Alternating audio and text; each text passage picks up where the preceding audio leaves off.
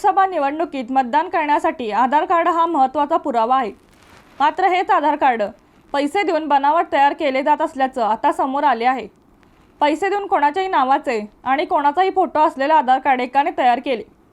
केवळ प्रशासनाच्या लक्षात आणून देण्यासाठी एका सामाजिक कार्यकर्त्याने थेट देशाचे सरन्यायाधीश चंद्रचूड यांच्या नावाचं स्वतःचं आधार कार्ड तयार करून घेतलं। याबाबत मिळालेली माहिती अशी की नाव आणि पत्ता दुसऱ्याचा, मात्र फोटो स्वतःचा अशा प्रकारे सेतू चालक बनावट आधार कार्ड बनवत असल्याचा धक्कादायक प्रकार समोर आलाय। श्रीरामपूर तालुक्यातील सामाजिक कार्यकर्ते सुनील मुथा यांनी स्वतःचा फोटो असलेले आधार कार्ड तयार करून घेतले, पण यावर नाव मात्र सरन्यायाधीश धनंजय चंद्रचूड यांचे असून पत्ताही सरन्यायाधीशांचाच आहे। केवळ प्रशासनाची ही गोष्ट लक्षात यावी यासाठी त्यांनी हे आधार कार्ड बनवले आहे। लोकसभेला आधार कार्ड दाखवल्यानंतर मतदान करता येणार आहे, त्यामुळे कोणाच्याही नावे अशा प्रकारे कार्ड बनवून मतदान केलं जाऊ शकतं।